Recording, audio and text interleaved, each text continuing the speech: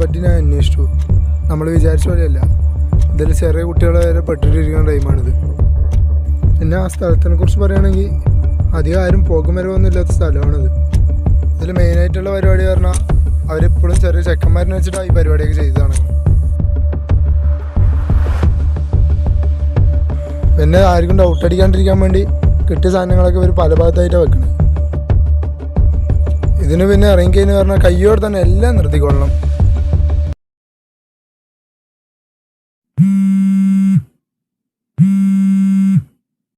Hello, കിട്ടിയതൊക്കെ pack ചെയ്തോ? ഒരു കാരണവശാലും ഒരു പാക്ക് മിസ്സാകാൻ പാടില്ല.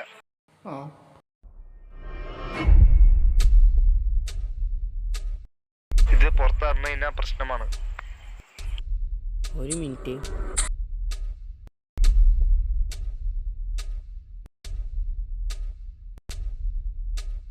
ഇജാസേ,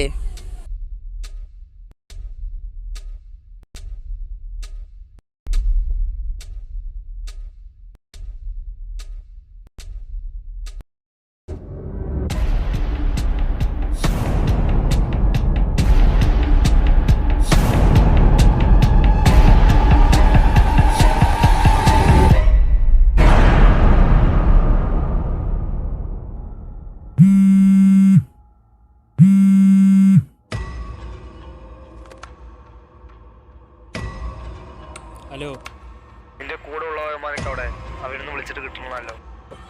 അവരിനെ ഞാൻ കുറച്ച് ലോങ്ങിൽ നിർത്തിക്കണം. നീ കാര്യം പറ. സാധനങ്ങളൊക്കെ സേഫാണോ? സാധനങ്ങളൊക്കെ സേഫാണ്. സാധനം എപ്പോൾ കൈ കിട്ടും? എല്ലാം നാളെ പുലർച്ചയ്ക്ക് കറക്റ്റായി എത്തിയിരിക്കും.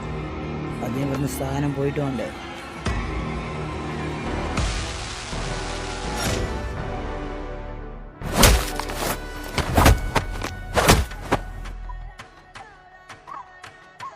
ഞാൻ ഇത്രയും കഷ്ടപ്പെട്ട് ഇതിൽ നിൽക്കണത് എന്താണെന്ന് വെച്ചാൽ, എൻ്റെ കുടുംബത്തിൽ നടന്നത് ഇനി ഒരുത്തന്നെയും കുടുംബത്തിൽ നടക്കാൻ പാടില്ല.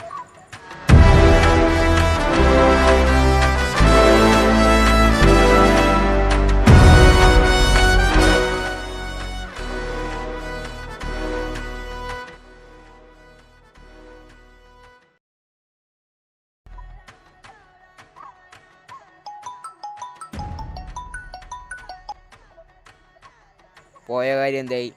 ചെക്കന്മാരനെ ഞാൻ പിടിച്ച് വെച്ചിട്ടുണ്ട്. സാധനം ഞാൻ കത്തിച്ചോളാം. ഇത് കാരണം ഓൾറെഡി കുറേ പേരിൻ്റെ ജീവിതം പോയി. ഇനി ഒരുത്തൻ്റെ ജീവിതം പോകാൻ പാടില്ല. ഞാൻ നോക്കിക്കോളാം.